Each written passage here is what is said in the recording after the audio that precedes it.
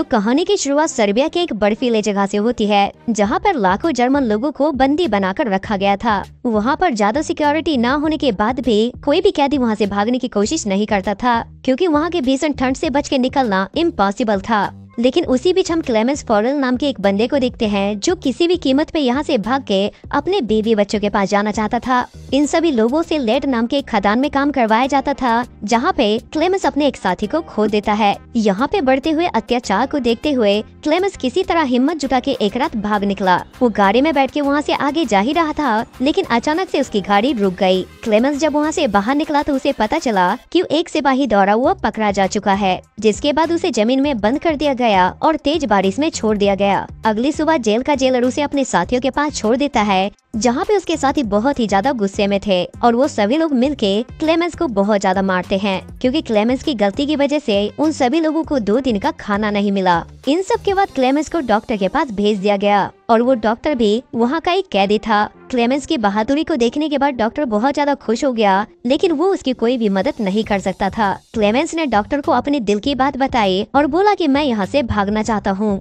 तब डॉक्टर ने उसे जवाब देते हुए कहा कि यहाँ के आर्कटिक सर्कल से बच के जिंदा निकलना लगभग नामुमकिन है, और जिन्होंने भी यहाँ से भागने की कोशिश की उनमें से कोई भी जिंदा नहीं बचा। और डॉक्टर एक बात और बोलता है कि वैसे भी हम एक न एक दिन मारे जाएंगे, क्योंकि वहाँ पे सारे कैदी लेड नाम के खदान में काम करते थे और लेड धीरे धीरे हवा के द्वारा उन सभी लोगों को बीमार कर रहा है। इसलिए डॉक्टर कहता है कि जब हमें एक दिन मर ही जाना है तो तुम्हें भाग के अपनी किस्मत आजमा लेनी चाहिए। जिसके बाद डॉक्टर ने क्लेमेंस को जरूरत का सामान दिया और बताया कि रेलवे ट्रैक के साइड खाना छुपा हुआ है। सेफ्टी के लिए डॉक्टर ने क्लेमेंस को एक गन भी पकड़ाई और बताया कि तुमसे पहले मैं यहाँ से भागने वाला था, लेकिन जब मुझे पता चला कि मुझे कैंसर है और मेरे पास 2 महीने से भी कम का समय बचा है, तो मैंने अपना इरादा बदल दिया। जिसके बाद क्लेमेंस वहाँ से भाग जाता है और अगले दिन पता चलते के साथ ही जेलर सीधा डॉक्टर के पास पूछताछ करने के लिए आता है, लेकिन जेलर के वहाँ आने से पहले ही डॉक्टर ने अपनी जान दे दी थी। जेलर क्लेमेंस को ढूंढने के लिए बहुत सारे फौजियों को भेजता है, पर किसी को कोई सबूत नहीं मिलता। अब सबको लगने लगता है कि क्लेमेंस मारा जा चुका है, लेकिन जेलर को अभी भी विश्वास था कि वो अभी जिंदा है, इसलिए वो खोज को जारी रखवाता है।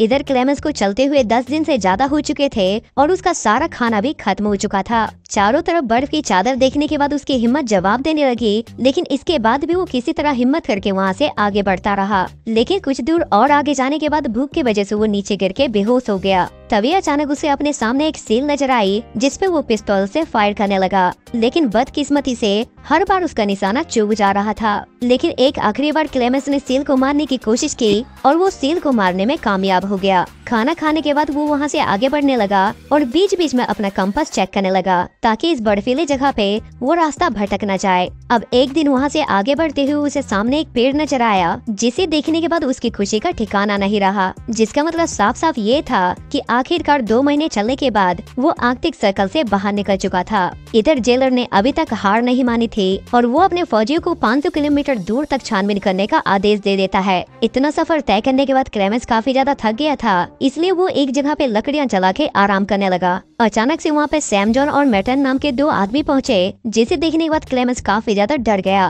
तब वो दोनों क्लेमेंस को बताते हैं कि हम तुम्हें कोई नुकसान पहुँचाना नहीं चाहते, बल्कि हम तो यहाँ पे सोने की खोज में आए हैं। लेकिन क्लेमेंस ने उन दोनों को वहाँ से जाने के लिए कहा और वो खुद भी आगे बढ़ने लगा। अचानक वहाँ पे तेज हवाएं चलने लगी और चारों तरफ से बर्फीला तूफान शुरू हो गया। जैसे तैसे करके क्लेमेंस ने खुद की जान बचाने की कोशिश की, लेकिन लास्ट में उसके ऊपर एक पेड़ गिर गया और क्लेमेंस वहीं पे बेहोश हो गया। तब सैमजॉन और मेटन ने मिलके उसकी जान बचाई और उसके बाद वो तीनों मिलके वहाँ से आगे बढ़ने लगे। अब नदी के पास आके उन तीनों ने लकड़ियों की एक छोटी सी नाव बनाई और तीनों एक दूसरे को अपनी कहानी बताते हुए वहाँ से आगे बढ़ने लगे। अचानक से पानी की लहरें तेज हो गई और सैमजॉन पानी में गिर गया। वो पानी में डूबने ही वाला था, लेकिन तभी क्लेमेंस ने पानी में छलांग लगा दी और किसी तरह उसने सैमजॉन की जान बचा के उसे किनारे पे ले आया। लेकिन इन सब के बीच मेटन ने अपनी नाव नहीं रुकी और वो वहाँ से आगे बढ़ते हुए अपनी झोपड़ी के पास पहुँच गया। मेटन को अब लग रहा था कि अब तक सैमजॉन पानी में डूब के मारा जा चुका होगा, इसलिए उसने सैमजॉन के बैग से सारे कीमती सामान को चुरा लिया। जल्द ही सैमजॉन भी झोपड़ी के पास पहुँच गया और वहाँ पहुँच के वो अपना सामान चेक करने लगा।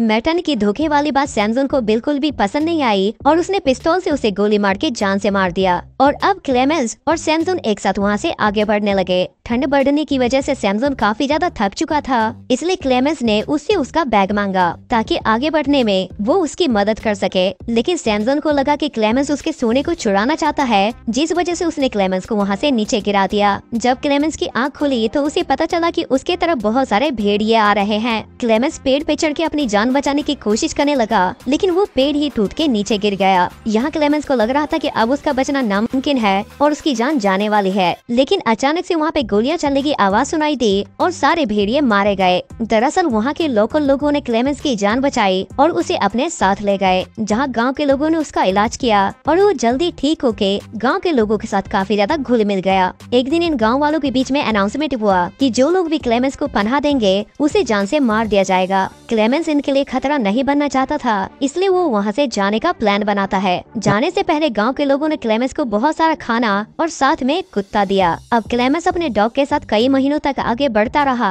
और उसका डॉग उसके लिए एक बहुत अच्छा साथी बन चुका था। लेकिन एक दिन अचानक क्लेमेंस का डॉग एक लकड़ी मिल के पास पहुंच गया और जब क्लेमेंस उसे वापस लाने गया तो वहाँ के कुछ वर्कर्स ने क्लेमेंस को पकड़ लिया। और जब मिल के मालिक ने क्लेमेंस को देखा तो उसने उसे पहचान लिया और उसे खाना भी खिलाया। मिल के मालिक ने क्लेमेंस की काफी ज्यादा मदद की और उसे लकड़ी से भरे जर्मनी की ट्रांसपोर्ट ट्रेन में बिठा दिया। क्लेमेंस के वहाँ से जाने के बाद मिल के मालिक ने जेलर को ये सारी जानकारी दे दी और सारे फौजी स्टेशन पे पहले ही पहुँच के क्लेमेंस के आने का इंतजार करने लगे। ट्रेन स्टेशन पे पहुँचने से पहले ही क्लेमेंस ने सारे फौजियों को देख लिया और वहाँ से भागने की कोशिश करने लगा, लेकिन बदकिस्मती से जेलर बिल्कुल उसके सामने आ गया। तब अचानक से क्लेमेंस के डॉग ने जेलर पे हमला कर दिया और ना चाहते हुए भी क्लेमेंस को वहाँ से भागना पड़ा। तब जेलर ने क्लेमेंस के डॉग को गोली मार दी और क्लेमेंस भागते हुए ब्रिज पे चढ़ के चलती हुई ट्रेन के ऊपर कूद गया। इन महीनों भर के सफर में क्लेमेंस का एक ही साथी था, जिसके मरने के बाद क्लेमेंस अंदर से बहुत ही ज्यादा टूट गया। अब उसे आगे बढ़ते हुए काफी ज्यादा समय हो चुका था और 1952 का दौर आ गया।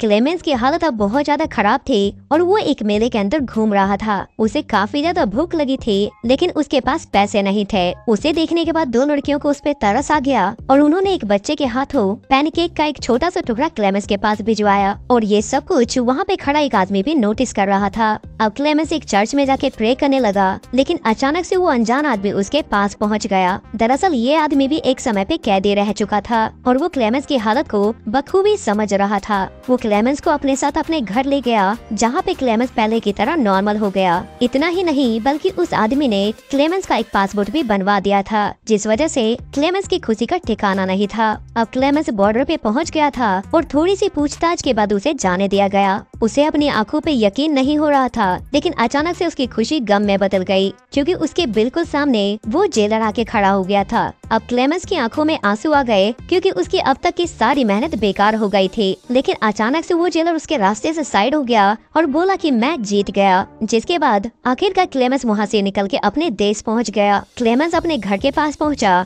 जहाँ वो देखता है कि उसकी वाइफ और बेटी चर्च के लिए निकल रहे हैं। तब क्लेमेंस भी उन दोनों के पीछे गया और चर्च में क्लेमेंस की बेटी ने उसे पहचान लिया और दोनों माँ बेटी क्लेमेंस के गले लग के रोने लगे। और ये मूवी यहाँ पर खत्म हो जाती है। तो गाइस, अगर आपको ये वीडियो पसंद